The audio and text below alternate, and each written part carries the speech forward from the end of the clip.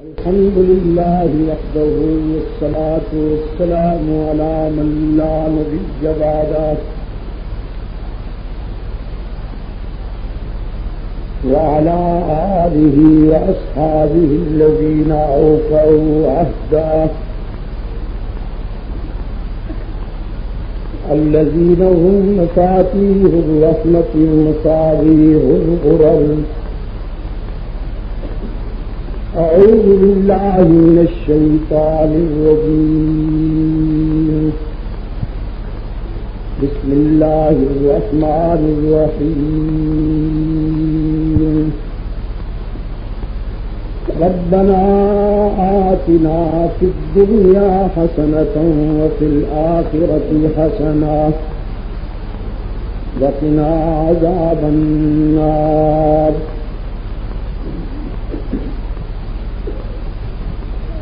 يا أيها الإنسان ما غرك بربك الكريم الذي خلقك فسواك فعدلك في أي صورة ما شاء ركبك. ألا بل تكذبون بالدين وإن عليكم لحافظين كراما كاتبين وإن عليكم لحافظين كراما كاتبين يعلمون ما تفعلون. إن الأبرار لفي نعيم وإن الفجار لفي جحيم يصلونها يوم الدين وما هم عنها بغائبين. وما أدراك ما يوم الدين ثم ما أدراك ما يوم الدين يوم لا تملك نفس لنفس شيئا والأمر يومئذ لله. صدق الله مولانا العظيم. صدر اجلاس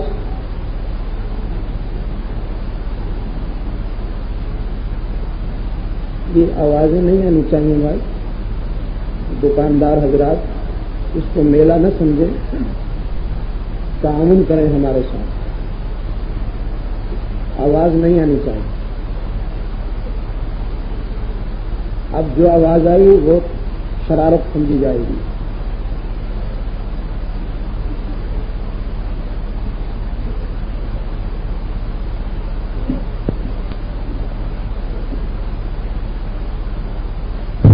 صدر اجلاس، ارباب علم و دانش، محترم بزرگوں اور عزیز دوستوں،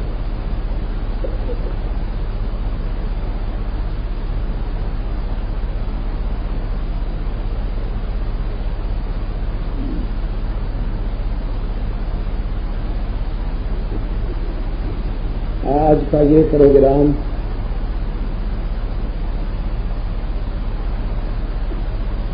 ایمان و یقین کے جذبہ سے منظم ہونے والے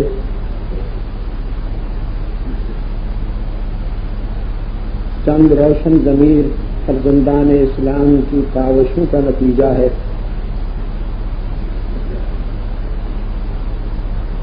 جس میں ہم اور آپ جمع ہیں.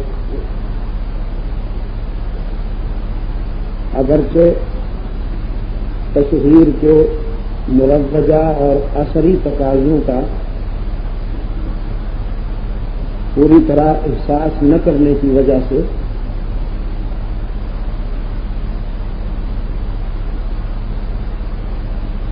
اس ضمن میں کچھ شکایات تو ہیں.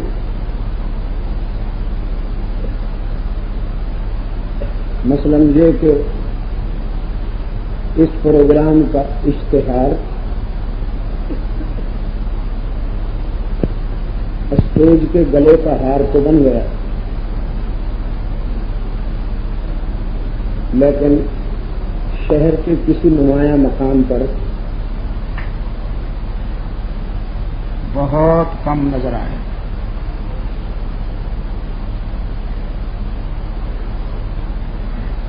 اور مجھے یہ بات بالکل نہیں سمجھ میں آئی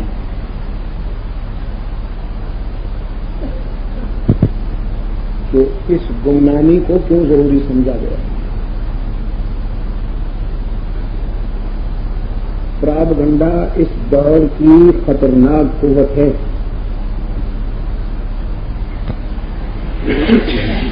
لوگوں نے پراپگنڈے کی قوت سے جھوٹ کو سچ منوا لیا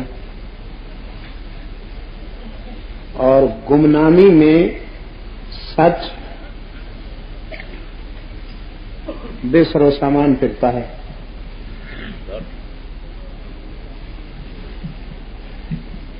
یہ خود نمائی کا ذوق نہیں ہے، ضرورت ہے اس کی۔ اسلام یہ نہیں کہتا کہ آپ گوشہ گمنامی میں چلے جائیں۔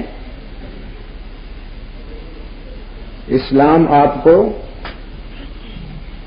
عملی محاذ پر بہمہ جہت مکمل دیکھنا چاہتا ہے۔ آئندہ یہ کمی نہیں ہونی چاہیے اور انشاءاللہ نہیں ہوا کرے گی۔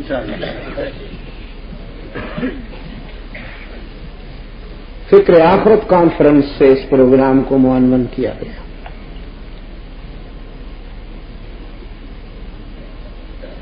نظریات کے تقابلی جائزے سے آپ یہ دیکھیں گے، مشرق و مغرب کے معروف نظریات کو جب سامنے رکھیں گے تو آپ دیکھیں گے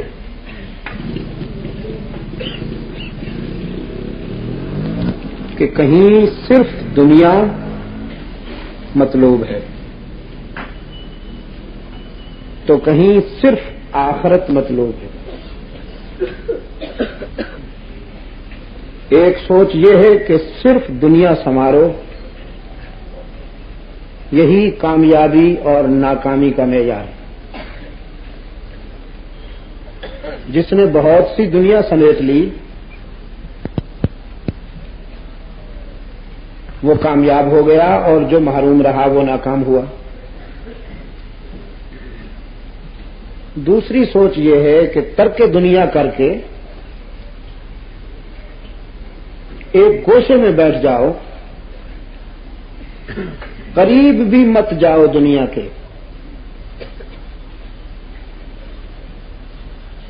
یہ کامیابی کا معیار ہے۔ اسلام منفرد نظریہ ہے اس ضمن میں جس نے انسانیت کو اعتدال کے راستے پر لگاتے ہوئے دنیا سے بھی تمتع اور فائدہ حاصل کرنے کا ڈھنگ سکھایا اور آخرت کی فکر بھی عطا فرمائی۔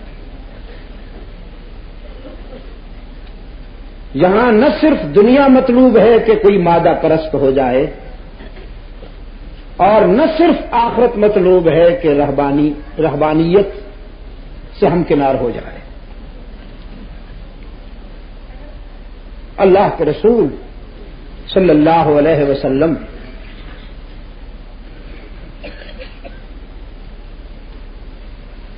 عملی زندگی میں انہوں نے جو معیار قائم فرمایا اس میں آپ سیرت سرور کائنات کے حوالے سے یہ بات سمجھنے میں کوئی دقت محسوس نہیں کریں گے کہ منبر و محراب میں قیام و رکوع و سجود کرنے والا محمد، اور قیام و رکوع و سجود بھی وہ کہ جن کے اخلاص کا یہ عالم تھا کہ دیکھنے والے اللہ کے رسول صلی اللہ علیہ وسلم کی عبادت میں کی جانے والی عاجزی کو دیکھ کر متاثر ہوا کرتے تھے۔ سیدہ عائشہ صدیقہ فرماتی ہیں ہمیں اللہ کے رسول صلی اللہ علیہ وسلم کو عبادت میں عاجزی کرتا دیکھ کر رحم آیا کرتا تھا۔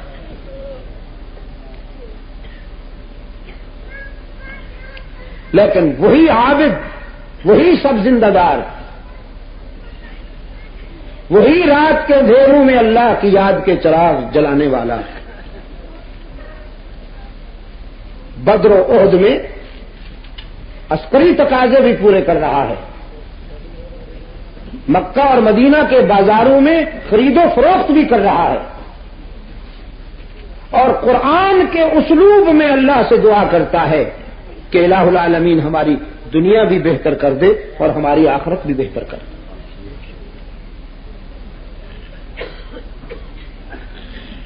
انبیاء علیہ الصلوۃ والسلام انسان کو انسان کامل بنانے کے لیے بھیجے گئے، اور تکمیل انسانیت اسی صورت میں ہو سکتی ہے کہ جیسا میں نے عرض کیا، اعتدال کے راستے پر چلا جائے، نہ اتنا دنیا کے قریب کہ آخرت بھول جائے، اور نہ اس قدر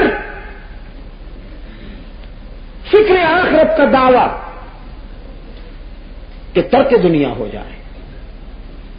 آپ کا خیال یہ ہے کہ ہاتھ میں تسبیح ہو، سر بگریماں ہوں، مصلی پہ بیٹھا ہو اور اللہ اللہ کر رہا ہو، یہی جنتی ہے؟ اسلام کہتا ہے مشین کے پرزے صاف کرنے والا، محنت کرنے والا، دھرتی کے سینے میں ہل چلانے والا کسان، پتھر کوٹنے والا مزدور، اس کے چہرے سے جو پسینہ بہ رہا ہے، آسمان کے ستارے بھی اس کی تابانی کا مقابلہ نہیں کر سکتے۔ یہ بھی جنتی ہے جس کے ہاتھ میں تسبیح نہیں ہے، جو مصلی پہ نہیں بیٹھا، لیکن بھیک نہیں مانگتا کسی کے آگے، دست سوال دراز نہیں کرتا، رزق حلال حاصل کرتا ہے۔ اللہ کے رسول نے اس کو حبیب اللہ کہا ہے، القاسب حبیب اللہ۔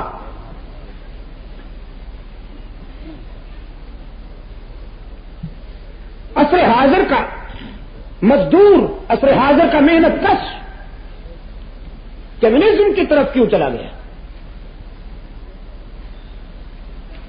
کھیتوں میں کام کرنے والا کسان اور کارخانوں میں محنت کرنے والا مزدور ماسکو اور پیکنگ کی طرف کیوں دیکھنے لگا؟ اس لیے کہ اس کو اسلام کا نظام معیشت اور معاشرت عصری تقاضوں کے مطابق سمجھایا نہیں گیا۔ انگریز نے ایک گہری سازش کے تحت تقسیم کر دی تھی دین و دنیا کی، دین کے حلقوں کو منبر و محراب تک محدود کر دیا اور دنیا داروں کو منبر و محراب سے کہیں دور لے گیا۔ مولوی مسٹر کو دیکھ کر الرجک ہے اور مسٹر مولوی کو دیکھ کر الرجک ہے، ان دونوں میں گیپ آ گیا۔ اسلام اس گیپ کو ختم کرنا چاہتا ہے۔ اسلام دنیا داری میں بھی دین دیکھنا چاہتا ہے اور دین میں بھی دنیا دیکھنا چاہتا ہے۔ دیندار مفلس نہ ہو اور دنیا دار بے دین نہ ہو۔ افلاس اور احتیاج میں یاد رکھیے آپ کبھی دین کے تقاضے پورے نہیں کر سکتے، اور مانگنے والا تو معاشرے میں گالی بن جاتا ہے۔ یہ گہری سازش تھی کہ دینی حلقوں کو محتاج بنا کر سوسائٹی میں انہیں منگتا بنایا گیا۔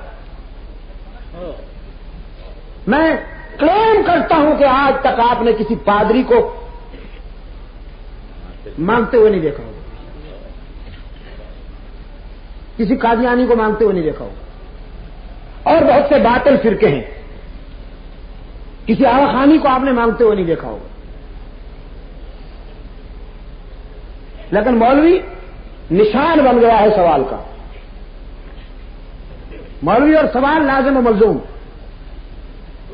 لازم و ملزوم، تاکہ سوسائٹی میں اس کا وقار ریزہ ریزہ ہو جائے. معاشرے میں یہ کوئی مؤثر کردار ادا کرنے کے قابل نہ رہے. نتیجہ آپ کے سامنے ہے، مجھے تفصیل میں جانے کی کوئی ضرورت نہیں.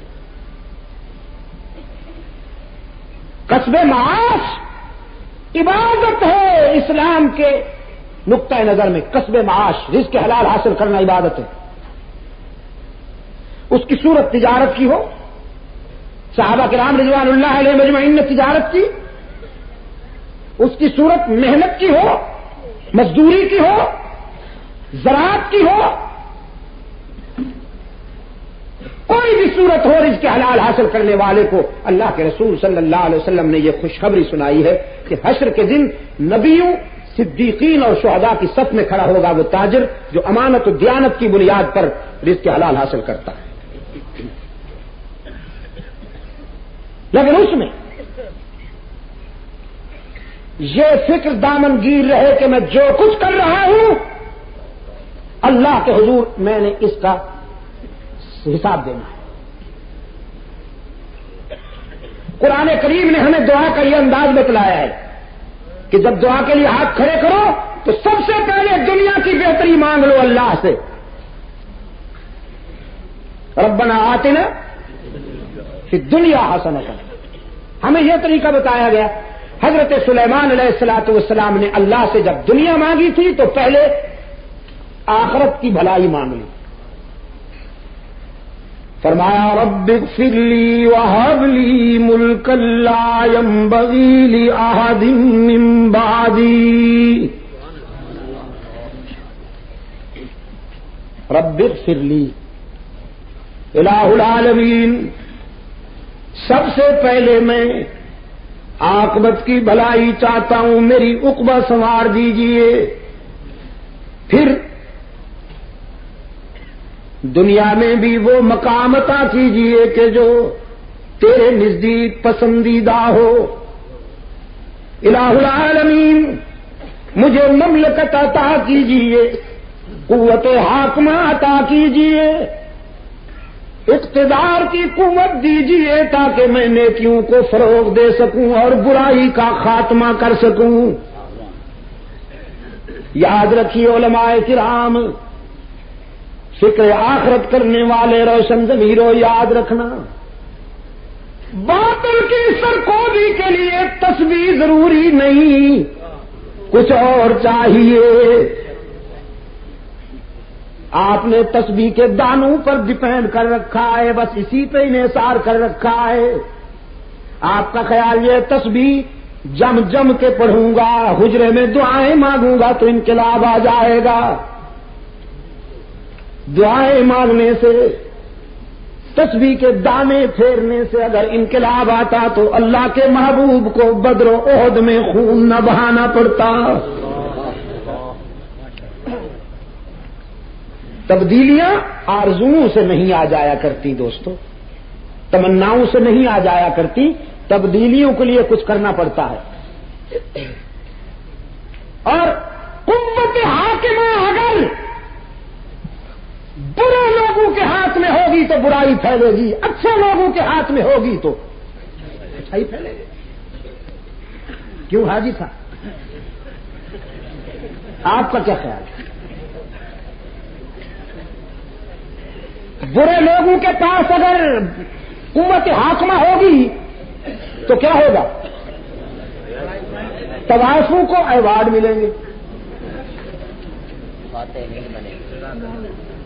طوائفوں کو ایوارڈ ملیں گے حسن کارکردگی کے، گڈ پرفارمنس. کیا بات ہے، ناچ ناچ کر، گا گا کر قوم کی اتنی خدمت کی ہے آپ نے کہ قوم ممنون ہے. میں چونکہ قوم کا نمائندہ ہوں لوگوں نے مجھے اسلام لانے کے لیے ریفرنڈم میں منتخب کیا تھا، تو لیجئے قوم کی طرف سے میں آپ کے گلے میں ایوارڈ ڈالتا ہوں، شاباش، اور محنت جاری کیجئے تاکہ قوم کا بچہ بچہ میراثی بن جائے۔ معذرت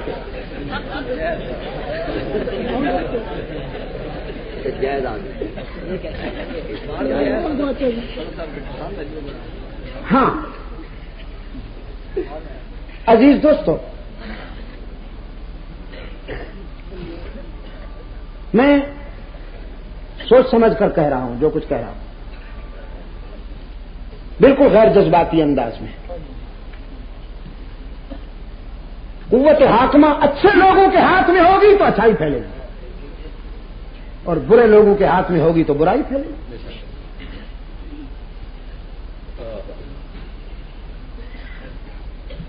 برائی کو یہاں فروغ ملا، اتنا فروغ ملا کہ نیکی سر چھپاتی پھرتی، شراست سر چھپانے کے لیے کونے تلاش کرتی ہے، کبھی محراب مسجد میں، کبھی کتب خانے کے کسی کونے میں، اور برائی وہ چوراہے پہ رقصاں ہے، نازاں ہے، اس کے لیے موجودہ ماحول بڑا زرخیز ہے۔ برائی کے نمائندوں کو وی آئی پیز کے کارڈ جاری ہو جاتے ہیں، انہیں ایئرپورٹ پر رسپانس ملتا ہے، انہیں ریلوے میں رسپانس ملتا ہے، انہیں صوبائی اور مرکزی لوگوں کو ملنے میں رسپانس ملتا ہے، اور خیر کے نمائندوں کو، دین کے نمائندوں کو قوت حاکمہ نہ ہونے کی وجہ سے غلامی کی زندگی گزارنے پر مجبور کیا گیا ہے۔ شر سربراوردہ ہے اور نیکی سرنگوں ہے۔ فکر آخرت ضرور کیجیے، لیکن فکر دنیا بھی کیجیے۔ آخرت کی بات تو بعد میں ہوگی، آپ کی تو دنیا ہی خراب کر دی گئی ہے۔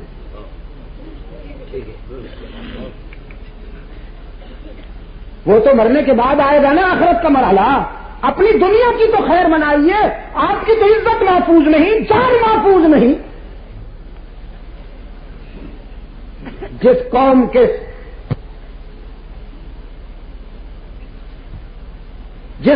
کے گھروں میں سکون نہ ہو، جس کی عدالتوں میں انصاف میسر نہ آئے،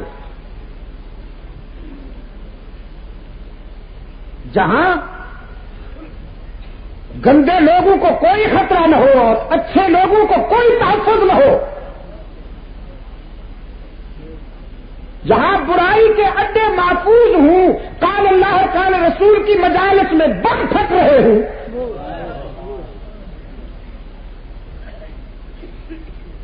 اس معاشرے میں جینے والے حجرہ نشینوں کو غور کرنا ہوگا اپنی صورتحال پر۔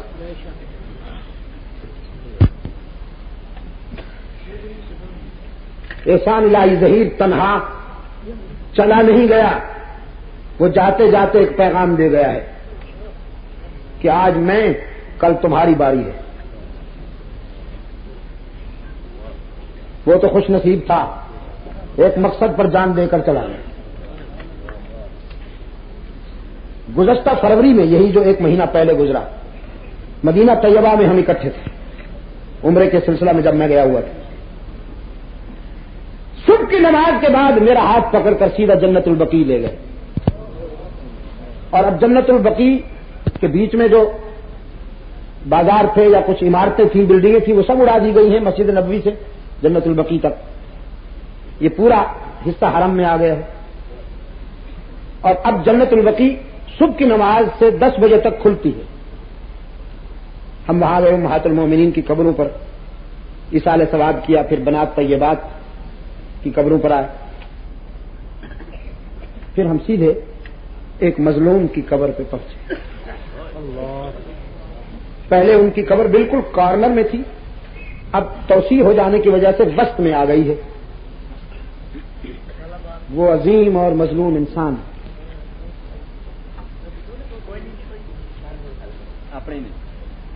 جی اپنے ہی دوستوں سے ملاقات ہوگی. وہ عظیم اور مظلوم انسان جسے آپ عثمان ابن عفان کے نام سے جانتے ہیں. اتفاق یہ ہے کہ قبر اونچی ہے اور اطراف میں کوئی قریب قریب قبر نہیں ہے. دور سے یوں لگتا ہے جیسے سر اٹھا کے پوچھ رہے ہیں.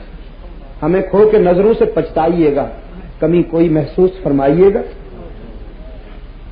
میں تو یہاں آ کر سو گیا ہوں, مجھے تو آب و دانہ بند کر کے مظلومیت کے ساتھ تم نے شہید ہوتے دیکھا, لیکن میرے بعد کوئی سکون مل گیا؟ وہ جو تلوار میرا سر کاٹنے کے لیے نیام سے باہر آئی تھی, پھر واپس نیام میں گئی ہے یا ابھی تک باہر پھرتی ہے؟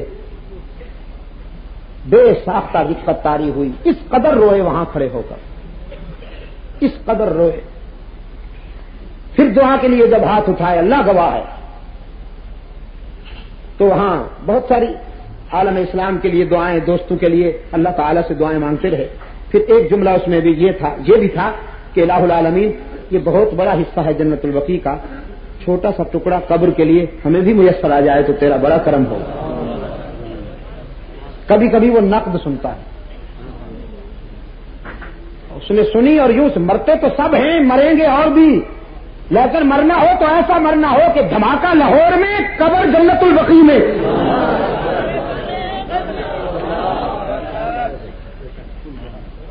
لوگ مرتے رہے اور مر رہے ہیں اور مرتے رہیں گے, لیکن کوئی یوں مر کے دکھائے نا, ہاں کوئی یوں مر کے دکھائے نا کہ دھماکہ لاہور میں, قبر جنت البقیع میں. اور میں یہ بھی جانتا ہوں کہ علامہ صالح ظہیر کوئی صوفی اور زاہد نہیں تھا, مانتا ہوں, تسلیم کرتا ہوں, کوئی اتنا بڑا نیک آدمی نہیں تھا. وہ دنیا میں جینے والا انسان تھا. انسانی کمزوریاں بھی ہوں گی, لیکن ایک خوبی تھی, شاید وہی پسند آ گئی کہ اللہ کی توحید میں وفا کی, شرک و بدعت کے قریب نہیں گیا.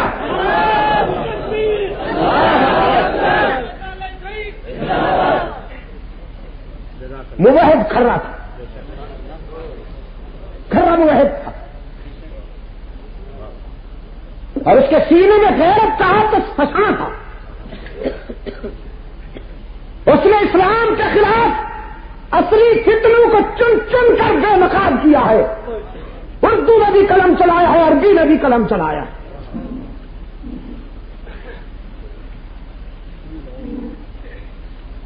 احساسات مختلف ہوتے ہیں. آپ نے یہ سوچا کہ سعودی عرب نے جلدی جلدی طیارہ بھیجا, میں کہتا ہوں بھیجوایا گیا, یہ سارا انتظام ہی وہیں سے ہوا. سب لوگ اسٹیج پر اللہ کو پیارے ہو گئے, ان کی جان نہیں نکلنے دی گئی. یہ ہوش میں آئے, بچوں سے ملے, باتیں کی, اخبار نویسوں کو بیانات دیے, بس پھر طیارہ آیا, جلدی سے اٹھایا, لے گیا, یوں ہی دیار رسول پہ پہنچا. تقدیر نے کہا بس اب کب تک جیو گے, اچھی جگہ آ گئے, چلو. سب لوگ اسٹیج پر اللہ کو پیارے ہو گئے, ان کی جان نہیں نکلنے دی گئی. یہ ہوش میں آئے, بچوں سے ملے, باتیں کی, اخبار نویسوں کو بیانات دیے, بس پھر طیارہ آیا, جلدی سے اٹھایا, لے گیا, یوں ہی دیار رسول پہ پہنچا. تقدیر نے کہا بس اب کب تک جیو گے, اچھی جگہ آ گئے ہو, چلو تمہیں جنت البقیع پہنچا دیں.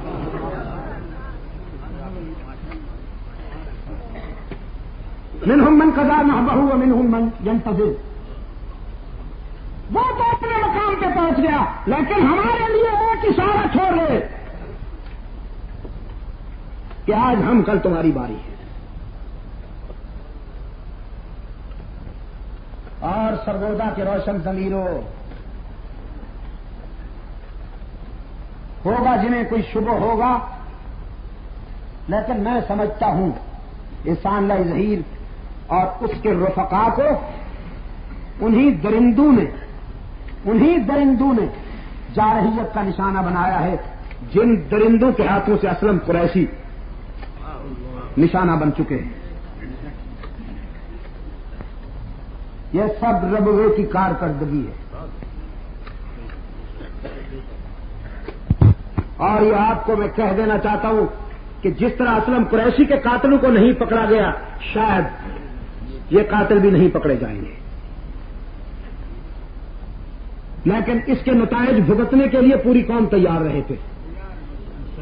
نہ بابا نہ پناہ مانگتے ہیں ہم اللہ کے غضب سے، اللہ کے غضب سے پناہ مانگتے ہیں، آپ کیا تیار ہوں گے؟ فطرت افراد سے اغماس تو کر لیتی ہے لیکن کرتی نہیں ملت کے گناہوں کو معاف۔ ہماری یہ سرد مہری ہمیں بہت برے انجام تک لے جا رہی ہے۔ اسلم قریشی کے بچوں کے لبوں پر تو مسکراہٹ نہیں آئی، اس کے گھر میں تو چراغ گل ہوا پھر شاید کبھی نہیں روشن ہوگا، لیکن کیا ہم نے اس درد کو اس شدت کے ساتھ محسوس کیا جس سے کہ کرنا چاہیے تھا؟ نہیں کیا۔ نعرہ بازی ہوئی، جلسے ہوئے، جلوس نکالے اور بیٹھ گئے۔ کچھ لوگوں نے اسلم قریشی کے خون کو اپنی خالی رگوں میں منتقل کرنے کے لیے لیڈرشپ کو ہوا دی۔ جو پس منظر میں جا چکے تھے وہ آگے بڑھے اس کو آڑ بنا کر۔ بہت سارے سیاسی قبرستان آباد ہوئے، بہت سارے سماجی اور سیاسی ڈھانچوں میں جان آئی، لیکن اس کے قاتلوں کو آج تک نہیں پکڑا گیا، اور ہم بیٹھ گئے۔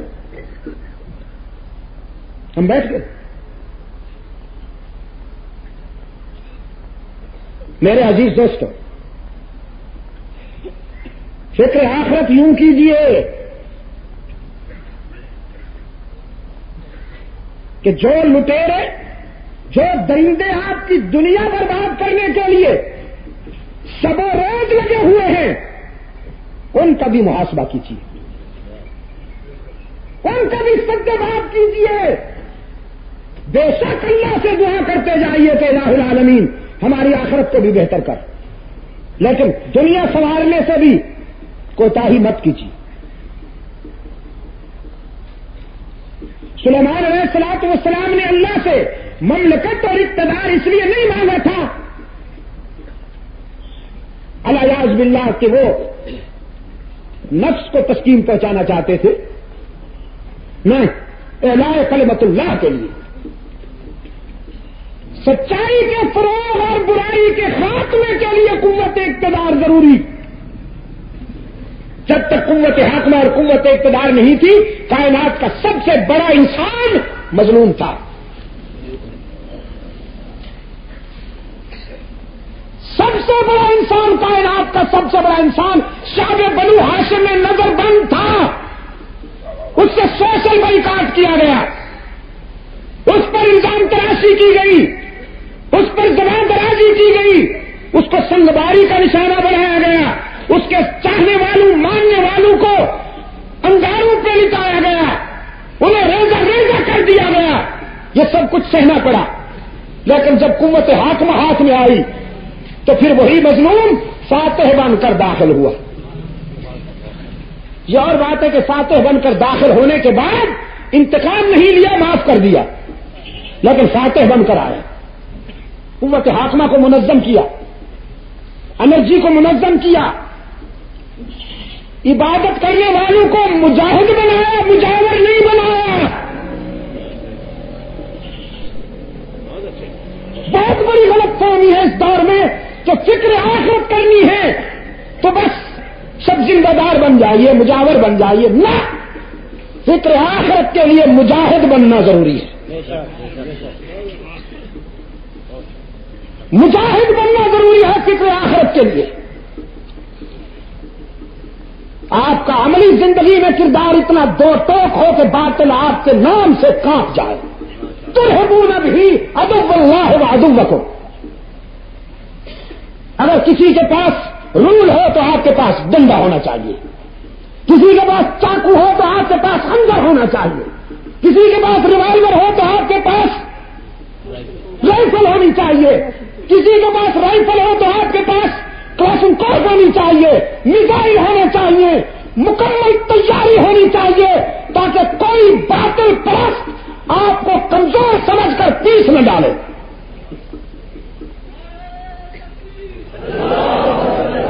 اگر کوئی آگے بڑھنے کے لیے آپ کے پرسکون شب و روز کو تہس نہس کرنے کے لیے قدم بڑھائے تو اسے پہلے سے علم ہو کہ وہ بھی صرف تسبیح نہیں ہاتھ میں لیے بیٹھا، کچھ اور بھی ہے اس کے پاس۔ صحابہ کرام سے بڑا ہے کوئی فکر آخرت کرنے والا؟ ہاں صدقے جاؤں، ان کے کردار کو دیکھیے، رات کو عبادت کرتے ہیں، صبح اٹھتے ہی تیر کمان کو سنوارتے ہیں، سجاتے۔ حضرت علی رضی اللہ تعالیٰ عنہ اپنی تلوار کو سجایا کرتے تھے، اور سیرت کا صحیح انداز بتاتا ہے عورت اپنے زیوروں سے اتنی دلچسپی نہیں رکھتی تھی جتنی صحابہ کرام ان ہتھیاروں سے دلچسپی رکھتے تھے جو احقاق حق اور ابطال باطل کے سفر میں کام آیا کرتے تھے۔ اللہ کے رسول صلی اللہ علیہ وسلم نے ہتھیار سجائے، اپنے جسم اطہر پر اللہ کے رسول صلی اللہ علیہ وسلم نے زرہ پہنی، اپنے جسد اطہر پہ اللہ کے رسول صلی اللہ علیہ وسلم نے تلوار لٹکائی، تیر کمان ہاتھ میں لیا، اور ایک مرحلے پر اپنے رضاکار کو تیر دیتے ہوئے فرمایا، ارم فدا کا ابی و امی، مارو میرے رضاکار، شاباش میرے سپاہی، مارو، میرے ماں باپ تجھ پہ قربان جائیں۔ پیغمبر کہہ رہا ہے ہم اس دن سے زوال پذیر ہو گئے ہیں جب سے ہم نے دین کو کمزور پہلو کی طرف لے جانے کی کوشش کی، دنیا کو چھوڑ دیا کہ دنیا داروں کے حوالے، ہم تو بس بعض لوگوں کے ہاں نیکی کا معیار ہی یہی ہے کہ وہ ٹوپی یوں ہو، پیچھے کی طرف یوں کھڑی ہو کپڑے کی، اور لباس کا بھی کوئی بیلنس نہ ہو، شلوار کا ایک پانچا 1.5 فٹ اونچا ہو 1.5 فٹ نیچا ہو، یوں پھٹک ایسی نہ صاف جیسا دور سے دکھائی دے تو زکات دینے کو جی چاہے، ان کے خیال میں نیکی کا یہ معیار۔ حضرت علی رضی اللہ تعالیٰ عنہ فرماتے ہیں میرا قائد حریر اب ریشم تو نہیں پہنتا تھا، لباس تو خدر کا ہوتا تھا، کبھی کبھی سرخ ڈورے بھی ہوتے تھے اس میں، لیکن رسول کے جسد پر وہ لباس اتنا سجتا تھا کہ عرب کی دلہنوں کو وہ لباس اتنا نہیں سج سکتا جتنا رحمت عالم پر لباس سجتا تھا۔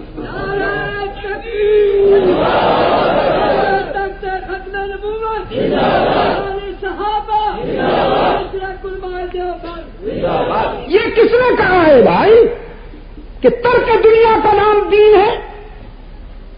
حسن دنیا کا نام دین ہے، ترک دنیا نہیں، حسن دنیا کا نام دین ہے۔ دنیا سنواری اپنی،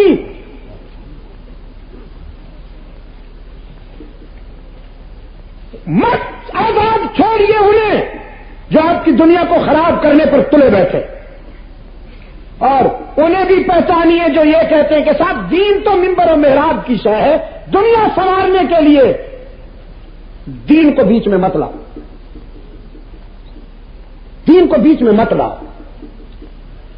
آپ اذانیں دیجئے، نماز پڑھیے، نماز پڑھائیے، تسبیح ہاتھ میں رکھیے، رومال بھی لٹکا کے رکھیے، ذرا ادھر بھی ادھر بھی، رجسٹرڈ مولوی نظر آئیے، پورا ٹریڈ مارک ہو۔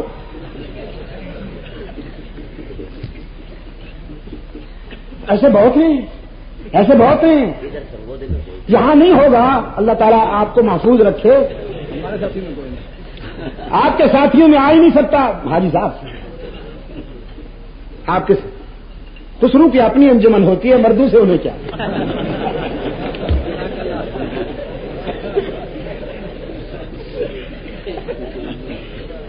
آپ کے ساتھ وہ کیسے آ سکتے ہیں؟ لیکن ایسے تبرکات ہیں، ایسے تبرکات ٹی وی پہ خاص طور پر دیکھا کیجیے، کبھی کبھی یہ سٹائل آتا ہے، یہ دربار اکبری کے بقایا جات، دربار اکبری کے بقایا جات، یہ سٹائل اس لیے پیش کیا جاتا ہے تاکہ یہ بتایا جا سکے کہ صاحب دین تو یہ ہے، ایسے بن جاؤ بس۔ رہا فیصلے کرنا، نظام چلانا، تو یہ دینداروں کا کام نہیں، یہ تو دنیا داروں کا کام ہے۔ بس یہیں سے بات بگڑی ہے۔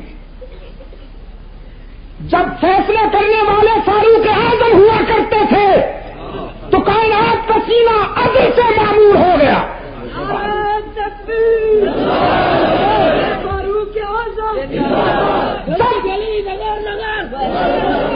سنو میرے عزیز، سنو، جب فیصلہ کرنے والے صدیق اکبر ہوا کرتے تھے تو دھرتی کے سینے پر منکرین ختم نبوت کو برداشت نہیں کیا گیا۔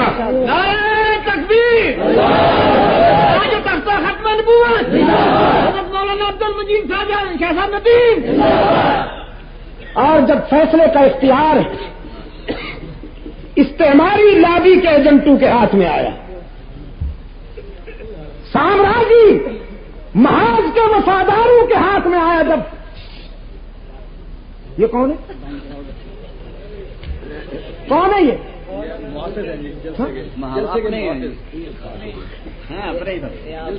نہیں نہیں نہیں، یہ محافظ نہیں ہے۔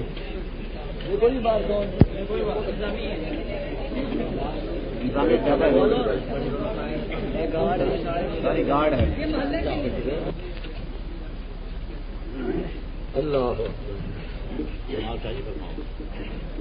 فیصلے کا اختیار جب معاویہ بن ابی سفیان کے ہاتھوں میں تھا تو منافقین کا لشکر بڑھا نہیں، چن چن کے اسے ختم کیا معاویہ بن ابی سفیان نے۔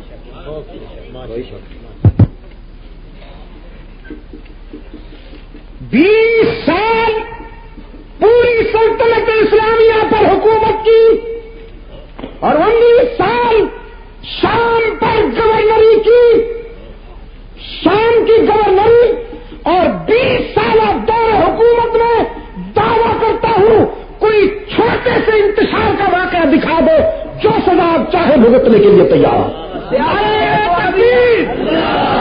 نظام اسلام، نظام اسلام، سیاست معاویہ، تدبر معاویہ، حکمت معاویہ، سیاست معاویہ، ذہانت معاویہ، شطانت معاویہ، جلالت معاویہ، شوکت معاویہ، شولت معاویہ، حکومت معاویہ زندہ باد۔ میں کہتا ہوں زندگی ختم ہو جائے گی لیکن خوبیاں گنواتے ہوئے تسلسل ختم نہیں ہوگا، تسلسل ختم نہیں ہوگا۔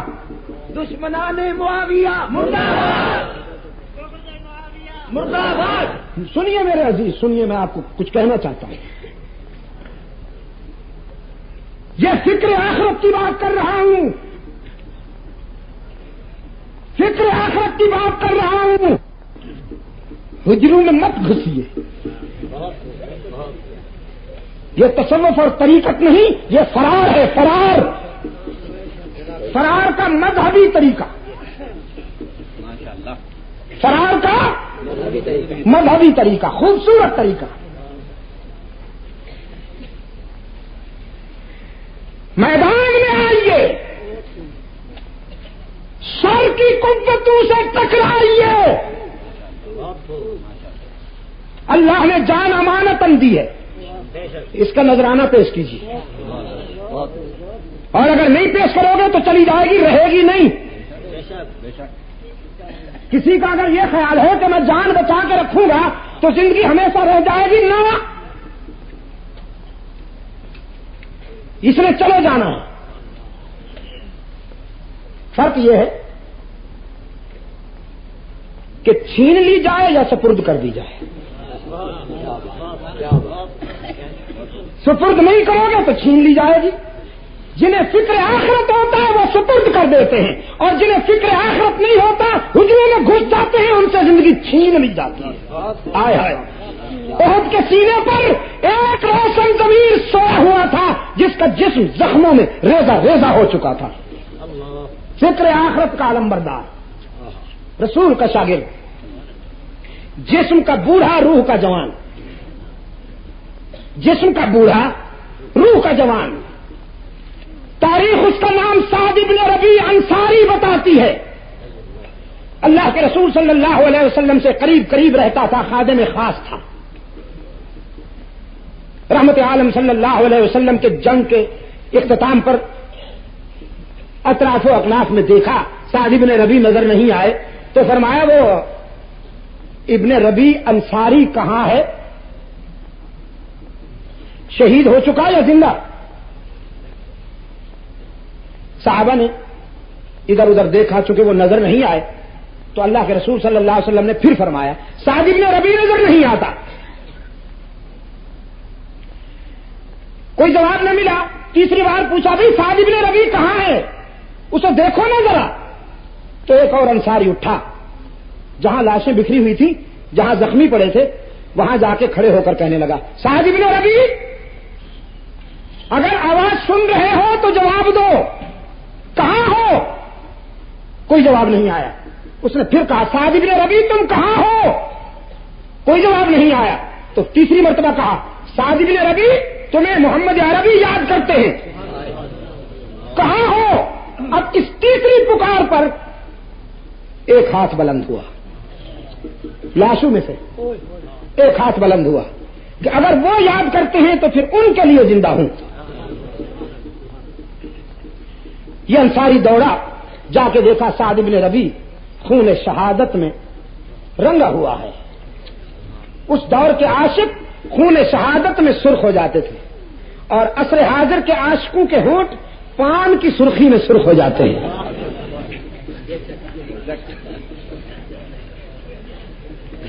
زخموں میں ریزہ ریزہ ہے. وہ انصاری حضرت سعد بن ربیع رضی اللہ تعالیٰ عنہ سے کہتا ہے اٹھو تمہیں اللہ کے رسول یاد فرما رہے ہیں اور آج تیری خوش نصیبی پہ ہر فرزند اسلام رش کر رہا ہے. اللہ کے رسول نے جس چاہت اور لگن اور پیار سے تجھے یاد کیا ہے ہم سب کو رشکا رہا ہے. سعد بن ربیع رضی اللہ تعالیٰ عنہ فرمانے لگے دیکھ تو رہے ہو چل کہاں سکتا ہوں، میرے آقا سے کہہ دو اب حشر میں ملاقات ہوگی. لیکن میری طرف سے سلام عرض کرنے کے بعد عرض کرنا اللہ کے محبوب اللہ آپ کو جزائے خیر عطا فرمائے، اللہ آپ کو جزائے خیر عطا فرمائے.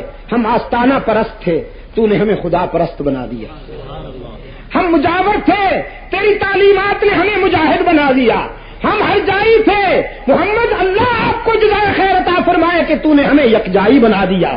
ہم موت سے ڈرتے تھے، تو نے زندگی کے وہ راز سمجھائے کہ اب موت ہم سے ڈرتی ہے. میں یہاں ہوں لیکن اس خوشی کے ساتھ، اس احساس فتح کے ساتھ کہ یہ فانی زندگی تھی جو چلی گئی، اب دائمی زندگی کبھی ہم سے جدا نہیں ہو سکے گی. اور پھر میرا منہ کیا دیکھ رہے ہو؟ یہاں کھڑے ہو کر کیا کر رہے ہو؟ جلدی جاؤ اللہ کے رسول صلی اللہ علیہ وسلم کے اردا گرد، شمع ہدایت کے اردا گرد پروانہ وار نثار ہو جاؤ. خبردار کوئی تیر کوئی تلوار رحمت عالم تک نہ پہنچنے پائے. وہ انصاری دوڑتا ہوا بارگاہ رسالت میں پہنچا اور رحمت عالم صلی اللہ علیہ وسلم کو سعد بن ربیع کا سلام پہنچاتے ہوئے کہنے لگا اللہ کے رسول سعد چلنے کے قابل نہیں ہے، بس وہ تو آخری سانس لے رہا ہے. رحمت عالم صلی اللہ علیہ وسلم کھڑے ہو گئے، فرمایا اچھی بات ہے اگر وہ مجاہد نہیں چل سکتا تو اب مجھے دکھاؤ، نبوت چل کے جائے گی اپنے مجاہد کے پاس. زندگی بڑے حسین موڑ پہ آ گئی. رحمت عالم صلی اللہ علیہ وسلم تشریف لائے. سعد بن ربیع کے قریب آ کر رحمت عالم صلی اللہ علیہ وسلم نے سلام فرمایا لیکن سعد کے آخری سانس تھے، سلام کا جواب دینے کے قابل نہیں تھے. رحمت عالم صلی اللہ علیہ وسلم سرہانے بیٹھ گئے، سعد کا سر اٹھا کر اپنی گود میں رکھ لیا. بس یہی وہ مرحلہ تھا کہ اللہ نے کرم کیا. سانس تو آخری تھے لیکن یہ اللہ کا فضل ہوا کہ اس مرحلے پر سعد کی آنکھیں کھل گئی. سعد نے اپنے آقا کو دیکھا اور قائد نے اپنے رضاکار کو دیکھا. ان آنکھوں نے خاموشی کی زبان میں نہ معلوم فصاحت و بلاغت کے کتنے دریا بہا دیے. خاموش نگاہوں نے پتہ نہیں کتنی پرجوش باتیں کی اور پھر ہمیشہ کے لیے سعد نے آنکھیں بند کر لی.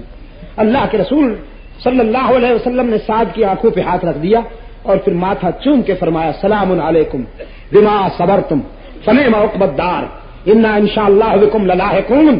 تقدیر پکاری یہ ہے فکر آخرت کرنے والے کامیاب انسان کہ جنہوں نے اپنی دنیاوی زندگی کو اللہ کی وصیت پر قربان کرتے ہوئے زندگی کو چھننے نہیں دیا، سپرد کر دیا.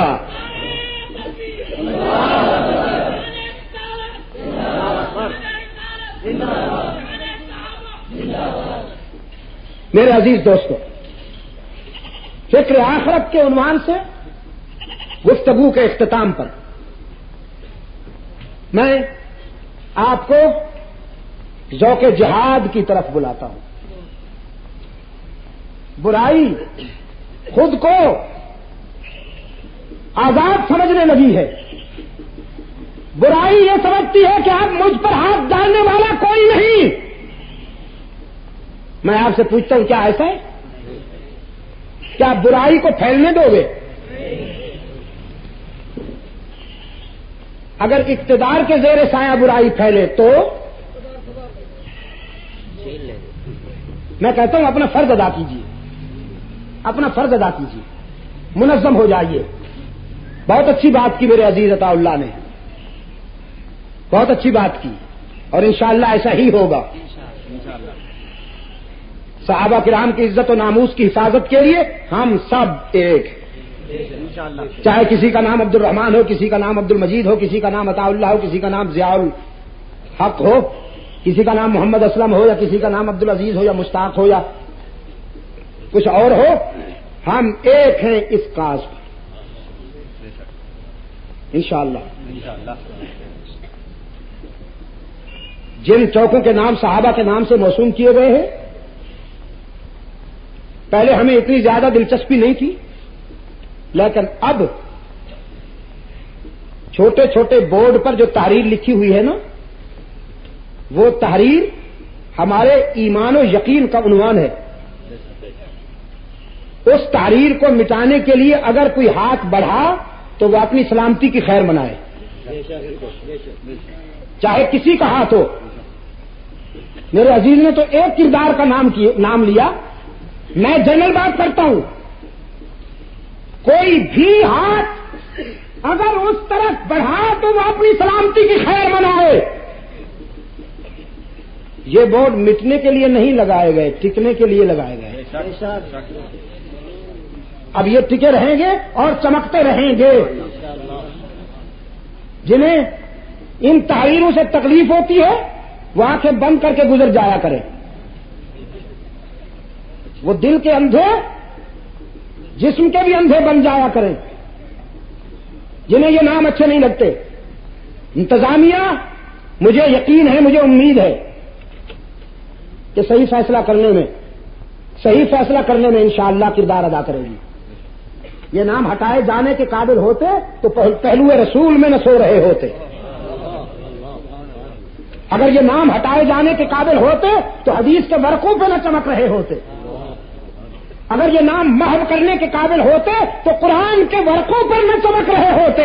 ان ناموں کو کوئی قرآن کے ورقوں سے نہیں ہٹا سکا، ان ناموں کو کوئی بخاری مسلم ترمذی ابو داؤد کے ورقوں سے نہیں ہٹا سکا، ان ناموں کو کوئی روضہ رسول سے نہیں نکال سکا. تو وہ ہے کون؟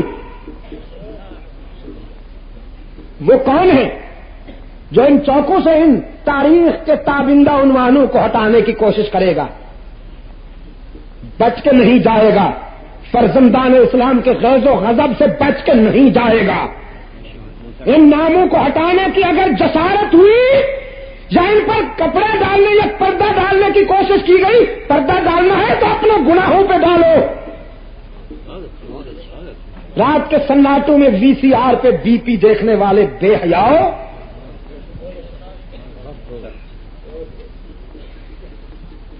پردہ ڈالنا ہے تو اپنے گناہوں پہ ڈالو.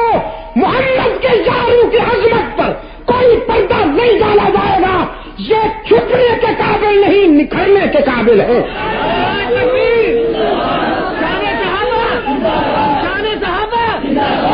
یہ ہر دور میں نکھریں گے، یہ ہر دور میں نکھرے تھے، یہ ہر دور میں نکھرے ہیں، یہ ہر دور میں نکھریں گے. اور ان کے کردار کی روشنی سے انسانیت منزل کا نشان ڈھونڈے گی. فرنگی تہذیب اور فرنگی تمدن نے جو جراثیم پیدا کیے ہیں ان جراثیم کے خاتمے کے لیے فکر آخرت کیجیے. آپ کو انتہائی ہولناک انجام سے ہمکنار کرنے کے لیے سلو پوائزن بلکہ sweet poison slow and sweet poison پھینکا گیا ہے. گھر گھر میں بچوں کو طبلہ سرنگی کی طرف ترغیب دی جا رہی ہے. گانا بجانا اس سوسائٹی کی ضرورت بنایا جا رہا ہے تاکہ عیسائیت پھیلے اور اس کے نتیجے میں عیسائیت پھیل رہی ہے. 15 لاکھ عیسائی بن چکے ہیں اس ملک میں. جو تقسیم کے وقت 31,000 تھے 15 لاکھ بن چکے ہیں. ریڈیو ٹی وی پریس اور دوسرے ذرائع ابلاغ کی یہ پرفارمنس ہے, یہ ان کی کارکردگی ہے. فکر آخرت کرتے ہوئے اپنی دنیا کو برباد ہونے سے بچانے کے لیے نظم و ضبط کے ساتھ قدم بڑھائیے. اللہ آپ کا حامی و ناصر ہو. میں بہت تھکا ہوا, پچھلی کئی راتوں سے میں سو نہیں سکا. رات ملتان میں 1:30 بج گیا تھا سید البشر کانفرنس میں, معراج سید البشر کانفرنس میں. پھر صبح ہم نے سفر کیا ادھر 142 میں آج جن کے پروگرام میں شرکت کی, لیکن اللہ کے فضل و کرم سے یہاں حاضری ہو گئی. تلاوت انشاءاللہ اردو بازار میں جا کے کریں گے. کوئی ایک بھی آپ میں سے سستی اور غفلت کا مظاہرہ نہ کرے. میں آگے اور آپ پیچھے.